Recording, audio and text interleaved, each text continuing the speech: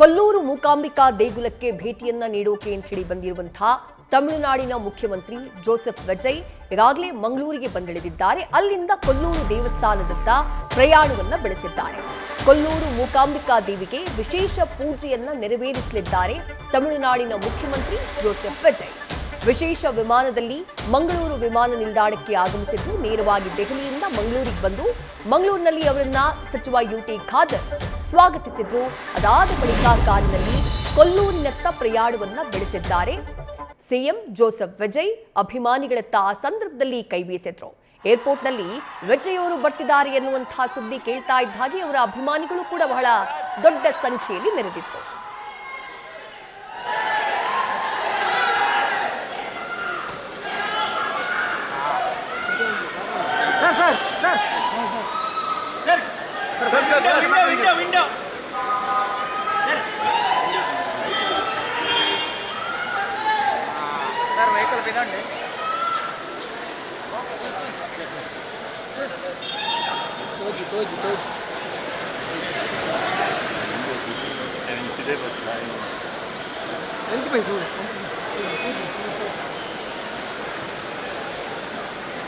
ಕೊಲ್ಲೂರು ಮೂಕಾಂಬಿಕಾ ದೇವಸ್ಥಾನ ಕರ್ನಾಟಕದ ದಕ್ಷಿಣ ಕರ್ನಾಟಕ ಅಂತಷ್ಟೇ ಅಲ್ಲ, ದಕ್ಷಿಣ ಭಾರತದ ಅತ್ಯಂತ ಪ್ರಸಿದ್ಧ ದೇವಸ್ಥಾನ. ಪರಶುರಾಮ ಸೃಷ್ಟಿಸಿದಂಥ ಮೋಕ್ಷದ 7 ವಾಸಸ್ಥಾನಗಳಲ್ಲಿ ಇದು ಒಂದು ಅನ್ನುವಂಥ ಒಂದು ನಂಬಿಕೆ ಇದೆ, ಪ್ರತೀತಿ ಇದೆ. ಆ ದೇಗುಲಕ್ಕೆ ಮುಖ್ಯಮಂತ್ರಿಯಾದಂಥ ನಂತರದಲ್ಲಿ ಜೋಸೆಫ್ ವಿಜಯ್ ಅವರ ಮೊದಲ ಭೇಟಿ. Z+ ಸೆಕ್ಯೂರಿಟಿಯಲ್ಲಿ ಅವರ ಆಗಮನ ಆಗ್ತಾ ಇದೆ. ಕೊಲ್ಲೂರು ಮೂಕಾಂಬಿಕಾ ದೇಗುಲದಲ್ಲೂ ಕೂಡ ಬಿಗಿ ಭದ್ರತೆ, ಅವರ ವೆಹಿಕಲ್ ಸಾಗಿ ಬರುವಂತಹ ಮಾರ್ಗದುದ್ದಕ್ಕೂ ಬಿಗಿ ಭದ್ರತೆಯನ್ನ ನಿಯೋಜನೆ ಮಾಡಲಾಗಿದೆ.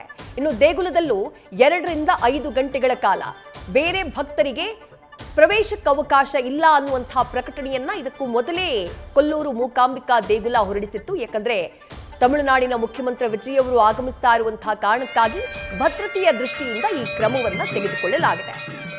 ಇಂಟ್ರೆಸ್ಟಿಂಗ್ ವಿಚಾರ ಏನು ಅಂತಂದ್ರೆ, ಈ ಹಿಂದೆ ತಮಿಳುನಾಡಿನ ಮುಖ್ಯಮಂತ್ರಿಯಾಗಿದ್ದಂಥ MGR ಅವರು ಕೂಡ ಈ ದೇಗುಲಕ್ಕೆ ಭೇಟಿಯನ್ನ ಕೊಟ್ಟಿದ್ರು. ಆವತ್ತು ಅವರೊಂದು ಸಂಕಲ್ಪ ಮಾಡಿಕೊಂಡಿದ್ರು. ಆ ಸಂಕಲ್ಪಕ್ಕೆ ಜಯ ಪ್ರಾಪ್ತಿಯಾಗಿತ್ತು. ಆ ಜಯದ ಹಿನ್ನೆಲೆಯಲ್ಲಿ ಕೊಲ್ಲೂರು ಮೂಕಾಂಬಿಕಾ ದೇಗುಲಕ್ಕೆ ಚಿನ್ನದ ಖಡ್ಗವನ್ನ ಅವರು ಸಮರ್ಪಿಸಿರ್ತಾರೆ.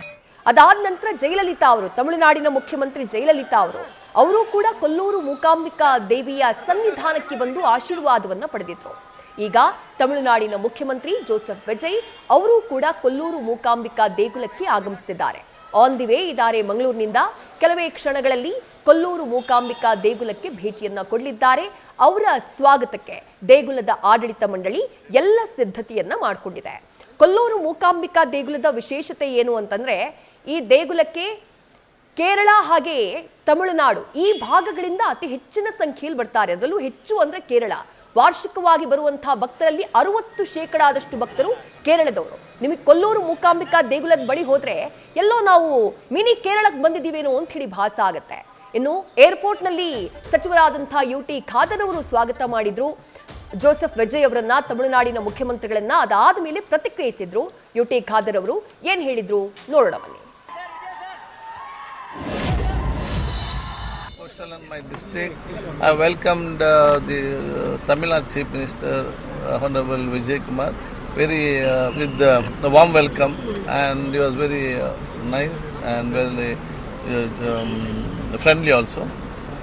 About our coastal Karnataka, he has got high regards. Thank you. ಶಬಲ್ ಆತ್ಮೀಯತೆಯಿಂದ ಮಾತಾಡಿದ್ದಾರೆ. ಬಹುಶಃ ಕರ್ನಾಟಕದ ಬಗ್ಗೆ ಮತ್ತು ಮಂಗಳೂರು ಬಗ್ಗೆ ಮೆಚ್ಚುಗೆ ಮಾತನ್ನು ವ್ಯಕ್ತಪಡಿಸಿದ್ದಾರೆ.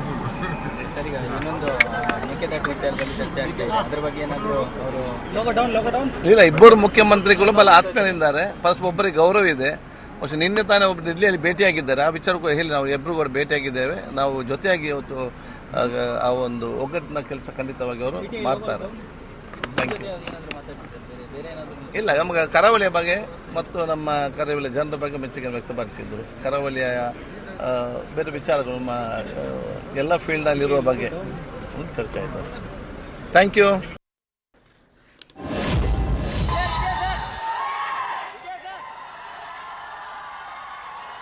ತಮಿಳುನಾಡಿನ ಮುಖ್ಯಮಂತ್ರಿ ಜೋಸೆಫ್ ವಿಜಯ್ ಅವರನ್ನ ಮಂಗಳೂರು ಏರ್ಪೋರ್ಟ್ನಲ್ಲಿ ಸ್ವಾಗತಿಸಿದ್ದು ಆರೋಗ್ಯ ಸಚಿವರಾಗಿರುವಂತಹ ಯುಟಿ ಖಾದರ್ ಅವರು. ಸ್ವಾಗತ ಮಾಡಿದಂತಹ ಟೈಮ್ನಲ್ಲಿ ಕರ್ನಾಟಕ ಹಾಗೆ ಮಂಗಳೂರಿನ ಬಗ್ಗೆ ವಿಶೇಷವಾಗಿ ವಿಜಯ್ ಅವರು ಮೆಚ್ಚುಗೆಯನ್ನ ವ್ಯಕ್ತಪಡಿಸಿದ್ರು ಅನ್ನುವಂಥ ಮಾತನ್ನ ಹೇಳಿದ್ರು ಯುಟಿ ಖಾದರ್.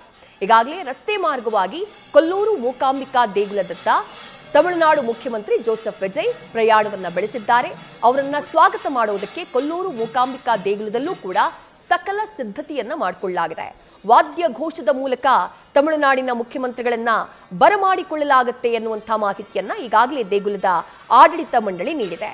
ಇನ್ನು ವಿಜಯ್ ಅವರ ಭೇಟಿಯ ಸಂದರ್ಭದಲ್ಲಿ 3 ಗಂಟೆಗಳ ಕಾಲ ಭಕ್ತರ ಎಂಟ್ರಿಗೆ ಅವಕಾಶ ಇರುವುದಿಲ್ಲ.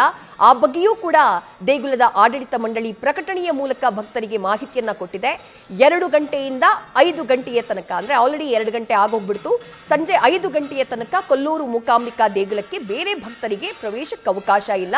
ಯಾಕಂದ್ರೆ ತಮಿಳುನಾಡಿನ ಮುಖ್ಯಮಂತ್ರಿ ವಿಜಯ್ ಅವರ ಆಗಮನದ ಹಿನ್ನೆಲೆಯಲ್ಲಿ ಹೆಚ್ಚಿನ ಭದ್ರತೆಯನ್ನ ನಿಯೋಜನೆ ಮಾಡಬೇಕಾಗಿರುವಂತಹ ಕಾರಣಕ್ಕಾಗಿ ಒಂದು ಅವರು ತಮಿಳುನಾಡಿನ ಮುಖ್ಯಮಂತ್ರಿಗಳು, ಜೊತೆಗೆ ಅವರ ಮೇಲೆ ಭಕ್ತರಿಗೆ ಅಥವಾ ಅಲ್ಲಿ ಬರುವಂತಹ ಭಕ್ತರಿಗೆ ಕ್ರೇಜ್ ಯಾಕೆ ಅಂತಂದ್ರೆ ಸಿನಿಮಾ ನಟರಾಗಿದ್ದವರು, ದೊಡ್ಡ ಮಟ್ಟದ ಫ್ಯಾನ್ ಫಾಲೋವಿಂಗ್ ನ ಹೊಂದಿರುವಂತಹ ವ್ಯಕ್ತಿ ವಿಜಯ್ ಅವರು. ಹಾಗಾಗಿ ಅದು ಕೂಡ ಕೊಲ್ಲೂರು ಮೂಕಾಂಬಿಕಾ ದೇಗುಲ ಅಂದ್ರೆ ನಾನು ಆಗ್ಲೇ ಹೇಳಿದೆ, ಕೇರಳದಿಂದ ಅತಿ ಹೆಚ್ಚಾಗಿ ಭಕ್ತರು ಬರ್ತಾರೆ. ಅದರ ಜೊತೆಗೆ ತಮಿಳುನಾಡಿನಿಂದಾನು ಅತಿ ಹೆಚ್ಚು ಭಕ್ತರು ಕೊಲ್ಲೂರು ಮೂಕಾಂಬಿಕಾ ದೇಗುಲಕ್ಕೆ, ದೇವಿಯ ಸನ್ನಿಧಾನಕ್ಕೆ ಪೂಜೆಯನ್ನ ಸಲ್ಲಿಸೋದಕ್ಕೆ ಅಂತ ಹೇಳಿ ಬರ್ತಾರೆ. ಅಂಥದ್ದೊಂದು ಆಳವಾದಂಥ ಧಾರ್ಮಿಕ ನಂಬಿಕೆ ಕೇರಳ ಹಾಗೆ ತಮಿಳುನಾಡಿನವರಿಗೆ ಕೊಲ್ಲೂರು ಮೂಕಾಂಬಿಕಾ ದೇಗುಲಕ್ಕೆ ಸಂಬಂಧಪಟ್ಟ ಹಾಗೆ. ಹಾಗಾಗಿ ಅವರು ಬಂದಂಥ ಟೈಮ್ನಲ್ಲಿ ನೂಕುನುಗ್ಗಲಾಗಬಾರ್ದು ಅಥವಾ ಯಾವುದೇ ಅಹಿತಕರ ಘಟನೆಗಳು ನಡೀಬಾರ್ದು, ಸುಗಮವಾಗಿ ಅವರು ದೇವಿಯ ದರ್ಶನವನ್ನ ಮಾಡುವ ಹಾಗಾಗಬೇಕು ಅನ್ನುವಂತಹ ಕಾರಣಕ್ಕಾಗಿ 2ರಿಂದ ಸಂಜೆ 5 ಗಂಟೆಯ ತನಕ ದೇಗುಲದ ಪ್ರವೇಶಕ್ಕೆ ಇತರೆ ಭಕ್ತರಿಗೆ ನಿರ್ಬಂಧವನ್ನ ವಿಧಿಸಲಾಗಿದೆ. ಈ ಮಾಹಿತಿಯನ್ನ ಈಗಾಗಲೇ ಭಕ್ತರಿಗೆ ನೀಡಲಾಗಿದೆ ಅನ್ನುವಂಥ ಮಾಹಿತಿ ಇದೆ. ನಾನಾಗ್ಲೇ ಹೇಳಿದೆ, ಕೊಲ್ಲೂರು ಮೂಕಾಂಬಿಕಾ ದೇಗುಲದ ಸನ್ನಿಧಾನ, ನೀವಲ್ಲಿಗೆ ಹೋದ್ರೆ ಸುತ್ತಮುತ್ತ ಅಂಗಡಿಗಳಿರಬಹುದು, ನಿಮಗೆ ಕೇರಳ ಬೋರ್ಡ್ಗಳು ಕಾಣಿಸುತ್ತೆ, ಹೈಯೆಸ್ಟ್ ಮಲಯಾಳಿಗಳೇ ಕಾಣಿಸ್ತಾರೆ. ವಾರ್ಷಿಕವಾಗಿ ಈ ದೇಗುಲಕ್ಕೆ ಭೇಟಿ ಕೊಡುವಂತಹ ಭಕ್ತರಲ್ಲಿ ಸುಮಾರು 60% ಭಕ್ತರು ಕೇರಳದ ಭಕ್ತರು ಅನ್ನುವಂಥ ಮಾತಿದೆ. ಅದರ ಜೊತೆಗೆ ತಮಿಳುನಾಡಿನ ಭಕ್ತರು ಕೂಡ ಬಹಳ ದೊಡ್ಡ ಸಂಖ್ಯೆಯಲ್ಲಿ ಆಗಮಿಸ್ತಾರೆ. ಅದಕ್ಕೆ ಕಾರಣ ಈ ಹಿಂದೆ MGR ಅವರು ಬಂದು ಹೋಗಿದ್ದು, ಜಯಲಲಿತಾ ಅವರು ಬಂದು ಹೋಗಿದ್ದು, ಹಾಗೆ ಹಲವು ಸೆಲೆಬ್ರಿಟಿಗಳು ಬಂದು ಹೋಗಿದ್ದು.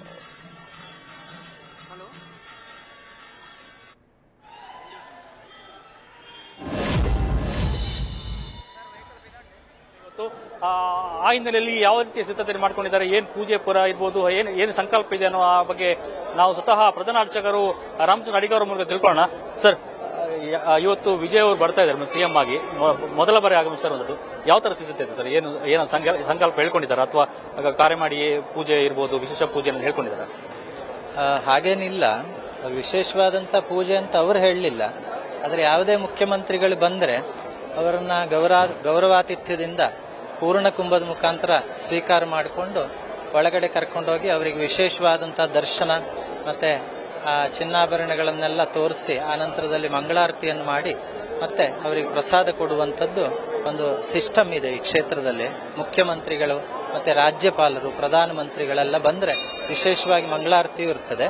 ಆ ಸೌಲಭ್ಯ ಅವರಿಗೂ ಕೂಡ ಇರ್ತದೆ. ವಿಶೇಷವಾದಂತಹ ಪೂಜೆ ಅಂತ ಹೇಳಿ ಯಾವ ಸಂಕಲ್ಪ ತಿಳಿಸ್ಲಿಲ್ಲ ಅಂತ. ಅವರು ಕೇವಲ ವಿಜಯ್ ಅವ್ರು ಮಾತ್ರ ಬರ್ತೀರಾ ಅಥವಾ ಜೊತೆ ಕುಟುಂಬ ಸಮೇತರಾಗಿ ಬರುವಂತದ್ದು ಆ ಥರ ಯಾವ ಮಾಹಿತಿ ನಮಗಿಲ್ಲ. ವಿಜಯ್ ಅವರು ಮುಖ್ಯಮಂತ್ರಿಗಳು ಬರ್ತಾ ಇದ್ದಾರೆ ಅಂತ ಅಂದ್ರೆ ಅವರು ವ್ಯಕ್ತಿಗತವಾಗಿ ಅಲ್ಲ, ಅವರು ಮುಖ್ಯಮಂತ್ರಿಗಳಾಗಿರುವುದರಿಂದ ವಿಶೇಷವಾದಂತಹ ದರ್ಶನದ ವ್ಯವಸ್ಥೆ ಇರ್ತದೆ. ಅವರು ನಟರಾಗಿದ್ರೆ ಸಾಮಾನ್ಯ ದರ್ಶನದ ವ್ಯವಸ್ಥೆ ಇರ್ತಿತ್ತು. ಅವರು ಮುಖ್ಯಮಂತ್ರಿಗಳಾಗಿದ್ದರಿಂದ ಇದು ಬೇರೆ ರಾಜ್ಯ ಆಗಿರುವುದರಿಂದ ರಾಜ್ಯಕ್ಕೊಂದು ವಿಶೇಷವಾದ ಜವಾಬ್ದಾರಿ ಇರ್ತದೆ. ಅವರನ್ನು ಕಳಿಸುವಲ್ಲವರೆಗೆ ದೇವಸ್ಥಾನಕ್ಕೂ ಕೂಡ ಆ ಬದ್ಧತೆ ಇರ್ತದೆ. ಅದೇ ರೀತಿಯಲ್ಲಿ ಅವರಿಗೆ ದರ್ಶನ ಸೌಕರ್ಯ ಇರುತ್ತೆ. ಅದೇ ಭಕ್ತರಿಗೆ ಆ 1 ಗಂಟೆಗಳ ಕಾಲ ದರ್ಶನ ಏನು ನಿರ್ಬಂಧಿಸಲಾಗಿದೆಯೋ ಅದಕ್ಕೋಸ್ಕರ 1 ಗಂಟೆ ಹೆಚ್ಚುವರಿ ದರ್ಶನ 1:30ಯಿಂದ 2:30ಗೆ ಇಟ್ಟಿದ್ದಾರೆ. 1:30ಗೆ ದೇವಸ್ಥಾನ ಬಾಗಿಲು ಹಾಕುವುದು ಯಾವಾಗಲೂ. ಇವತ್ತು 2:30 ತನಕ ದರ್ಶನ ಇರ್ತದೆ. 2:30 ನಂತರದಲ್ಲಿ ಅವರು ಬಂದ ಮೇಲೆ 3:30ವರೆಗೆ ದರ್ಶನ ಜನರಿಗೆ, ಸಾಮಾನ್ಯರಿಗೆ ನಿರ್ಬಂಧಿಸಲಾಗಿದೆ. ಆನಂತರ ಪುನಃ ದರ್ಶನ ಪೂಜೆ ಇರುತ್ತೆ. ಮುಖ್ಯವಾಗಿ ತಮಿಳುನಾಡು ಕೊಲ್ಲೂರು ಬಹಳಷ್ಟು ನಂಟಿರುವಂಥದ್ದು, ಅದು ಏನು ಭಾವನಾತ್ಮಕವಾಗಿ ಬಹಳಷ್ಟು ನಂಟಿರುವಂಥದ್ದು. ಆ ಬಗ್ಗೆ ಹೇಳೋದು ಹೇಗೆ ತಾವು ಕಂಡುಕೊಂಡಂತೆ ಸರ್? ಹೇಗೆ ಅದು MG ರಾಮಚಂದ್ರ ಅವರು ಇಲ್ಲಿಯ ದೊಡ್ಡ ಭಕ್ತರವರು. ಅವರು ಬಹಳ ಪ್ರತಿಬಂಧಕ ಇದ್ದಾಗ ರಾಜಕೀಯ ಕ್ಷೇತ್ರದಲ್ಲಿ ವಿಜಯಕ್ಕೋಸ್ಕರ ವಿಶೇಷವಾಗಿ ಅಮ್ಮನವರಿಗೆ ಆ ಚಿನ್ನದ ಖಡ್ಗವನ್ನ ಪ್ರಾರ್ಥನೆ ಮಾಡಿದ್ರು. ಅವರಿಗೆ ಅದ್ದೂರಿ ಜಯ ಪ್ರಾಪ್ತಿಯಾಗಿರುವುದರಿಂದ ಅವರು ಇಲ್ಲಿ ಬಂದು ಅದನ್ನು ವಿಶೇಷವಾಗಿ ಸಮರ್ಪಣೆ ಮಾಡಿ ಹಾಗಾಗಿ ಬಂದು ಹೋಗ್ತಿದ್ರು. ಆ ನಂತರದಲ್ಲಿ ಜಯಲಲಿತಾ ಅವರು ಕೂಡ ಬಂದು ದರ್ಶನ ಮಾಡಿ ಹೋಗಿದ್ದಾರೆ. ಆ ಥರದಲ್ಲಿ ನಂಟು ಮುಂದುವರೆದಿದೆ. ಅವರ ಫಾಲೋವರ್ಸ್ ಎಲ್ಲ ತಮಿಳುನಾಡಿಗೆ ಪ್ರಚಾರ ಆಗಿದೆ ಹೆಚ್ಚಾಗಿ ಅಷ್ಟೇ. ಅದು ಚಿನ್ನದ ಖಡ್ಗ ಕೊಟ್ಟಿದ್ರು, ನಂತರದಲ್ಲಿ ಅದನ್ನ ಜಯಲಲಿತಾ ಕೂಡ ಅವರು ಕೂಡ ಬಂದು ಅದರ ಪೂಜೆ ಕೂಡ ಮಾಡಿದ್ರು. ಆ ಚಿನ್ನದ ಖಡ್ಗ ಈಗಲೂ ಅದನ್ನ ಬಳಕೆ ಆಗ್ತಾ ಇದೆ ಅನ್ನೋದು. ಅದು ಹೇಗೆ ಆ ಚಿನ್ನದ ಖಡ್ಗದ ವಿಶೇಷತೆ ಇರ್ಬೋದು? ಚಿನ್ನದ ಖಡ್ಗ ಅಂದ್ರೆ ದೇವಿಯ ಆಯುಧಗಳಲ್ಲಿ ಒಂದು ಖಡ್ಗ. ಆ ಖಡ್ಗ ಅವರ ಆವಾಗ ಚಿನ್ನದ ಖಡ್ಗ ವಿಶೇಷವಾಗಿ ಸಮರ್ಪಣೆ ಮಾಡಿರುವುದರಿಂದ ಈಗಲೂ ಅಲಂಕಾರದಲ್ಲಿ ಆ ಚಿನ್ನದ ಖಡ್ಗವನ್ನ ಬೆಳಿಗ್ಗೆ, ಮಧ್ಯಾಹ್ನ ಮತ್ತೆ ರಾತ್ರಿ ಹೊತ್ತಲ್ಲಿ ಅಲಂಕಾರಿಕವಾಗಿ ಉಪಯೋಗಿಸ್ತೇವೆ. ಒಟ್ಟು ಈ ಕ್ಷೇತ್ರದ ಬಗ್ಗೆ ಹೇಳೋದ್ರೆ ಹೆಚ್ಚಿನ ತಮಿಳುನಾಡು ಕೇರಳ ಇರ್ಬೋದು, ಎಲ್ಲೋ ಹೆಚ್ಚಾಗಿ ತಮಿಳುನಾಡು ಭಕ್ತರು ಬಂದು ಯಾವ ತರ ಪೂಜೆಯನ್ನು ಸಲ್ಲಿಸ್ತಾರೆ, ಮತ್ತೆ ಮುಖ್ಯವಾಗಿ ಯಾವ ತರ ಪೂಜೆಗಳಾಗತ್ತೆ ಅನ್ನೋ ಒಂದು ಮಾಹಿತಿ ಹೇಳೋದ್ರೆ, ಅಥವಾ ಹಿನ್ನೆಲೆ ದಿವ್ಯ ಸನ್ನಿಧಿಯ ಕಾರಣಿಕ ಇರ್ಬೋದು ಎಲ್ಲವೂ. ಕಾರಣಿಕೆ ಅಂದ್ರೆ ಇದು ಸಿದ್ಧಿಕ್ಷೇತ್ರ. ಸಿದ್ಧಿಕ್ಷೇತ್ರದಲ್ಲಿ ಯಾವಾಗಲೂ ಪುಣ್ಯ ಅತಿಶಯವಾಗಿ ಪ್ರಾಪ್ತಿಯಾಗತ್ತೆ, ಅಂದ್ರೆ ಹೆಚ್ಚಾಗಿ ಪುಣ್ಯ ಪ್ರಾಪ್ತಿಯಾಗತ್ತೆ. ಇದು ಬರೀ ಸಾಮಾನ್ಯ ಕ್ಷೇತ್ರ ಅಲ್ಲ, ಸ್ವಯಂಭೂ ಇರತಕ್ಕಂಥ ಕ್ಷೇತ್ರ. 12 ಜ್ಯೋತಿರ್ಲಿಂಗದಲ್ಲೂ ಒಂದು ಜ್ಯೋತಿರ್ಲಿಂಗ, ಮತ್ತೆ ಮೋಕ್ಷದಾಯಕ ಕ್ಷೇತ್ರವೂ ಹೌದು, ಶಕ್ತಿಪೀಠವೂ ಹೌದು. ಆದಿಶಂಕರರಂತ, ಕೋಲ ಮಹರ್ಷಿಗಳಂತ ಮಹಾ ತಪಸ್ವಿಗಳೆಲ್ಲ ಸಿದ್ಧಿ ಪಡೆದಂತ ಕ್ಷೇತ್ರ. ಅವರ ತಪಸ್ಸಿನ ಫಲವೂ ಈ ಕ್ಷೇತ್ರದಲ್ಲಿದೆ. ಹಾಗಾಗಿ ಎಷ್ಟೋ ಜನ್ಮ ಜನ್ಮಾಂತರ್ಯದ ದೋಷಗಳೆಲ್ಲ ಬಂದಾಗಲೇ ಕಲಿಯುವಂತ ದಿವ್ಯ ಕ್ಷೇತ್ರ ಇದು. ಅಂತ ನೆಲ, ಪಾವಿತ್ರ್ಯತೆ ಈ ನೆಲಕ್ಕಿದೆ. ಇಂಥ ಕ್ಷೇತ್ರಕ್ಕೆ ಯಾವುದಾದ್ರೂ ಒಂದು ಮಾಧ್ಯಮ ಬೇಕು ಗೊತ್ತಾಗ್ಲಿಕ್ಕೆ. ಕೆಲವರಿಗೆ MG ರಾಮಚಂದ್ರ ಅವರು ಬಂದ ನಂತರ ಗೊತ್ತಾಯ್ತು ತಮಿಳುನಾಡಿನಲ್ಲಿ, ಕೆಲವರಿಗೆ ಜಯಲಲಿತಾ ಅವರು ಬಂದ ಮೇಲೆ ಗೊತ್ತಾಯ್ತು. ಈಗ ಇವರು ಚಲನಚಿತ್ರ ಕ್ಷೇತ್ರದಲ್ಲಿ ಮತ್ತೆ ಈಗ ಮುಖ್ಯಮಂತ್ರಿಗಳು ಆಗಿದ್ರಿಂದ ಇನ್ನಷ್ಟು ಜನಕ್ಕೆ ಈ ಕ್ಷೇತ್ರದ ಬಗ್ಗೆ ಗೊತ್ತಾಗ್ತದೆ. ಹಾಗೆ ಈ ಪುಣ್ಯಕ್ಷೇತ್ರವನ್ನ, ಅದರ ವಿಶೇಷತೆಯನ್ನ ಅರಿತವರು ದೇವರನ್ನು ದರ್ಶನ ಮಾಡಿ ವಿಶೇಷವಾದಂತಹ ಅನುಗ್ರಹವನ್ನು ಪಡ್ಕೊಳ್ತಾರೆ. ಸಂಕಲ್ಪ ಏನು ಇಲ್ಲ ಅನ್ನೋಂತಲ್ಲ, ಸಂಕಲ್ಪ ಇದ್ರೂ ಇರ್ಬೋದು ಅನ್ನೋದು. ಇದ್ರೂ ಇರಬಹುದು, ಆದರೆ ನಮ್ಮಲ್ಲಿ ವಿಶೇಷವಾಗಿ ಏನು ಸಂಕಲ್ಪ ಅಂತ ಹೇಳಿದ್ರೆ ಅವ್ರು ಬಂದಾಗಲೇ ಮಾಡ್ತಾರೆ, ಸಂಕಲ್ಪದಲ್ಲಿ ಏನಂತ ಹೇಳ್ತಾರೆ. ಆ ಥರ ದೇವಸ್ಥಾನಕ್ಕೆ ಏನೋ ತಿಳಿಸ್ತಿಲ್ಲ, ನಮಗೂ ಅದ್ರ ಬಗ್ಗೆ ಮಾಹಿತಿ ಇಲ್ಲ. ದರ್ಶನ ಮಾಡಿ ಪ್ರಸಾದ ತಗೊಂಡು ಹೋಗ್ತಾರೆ ಅಂತ ಅಷ್ಟೇ ಮಾಹಿತಿ. ಇವಿಷ್ಟು ರಾಮಚಂದ್ರ ಅಡಿಗರು, ಪ್ರಧಾನ ಅರ್ಚಕರ ಮಾತು. ಕ್ಯಾಮರಾ ಪರ್ಸನ್ ಲಿಂಗಪ್ಪ ಜೊತೆ ಪರೀಕ್ಷೆ state news first Udupi. News first ನಿರ್ಭೀತಿಯಿಂದ ನಿಮ್ಮ ಪರವಾಗಿ.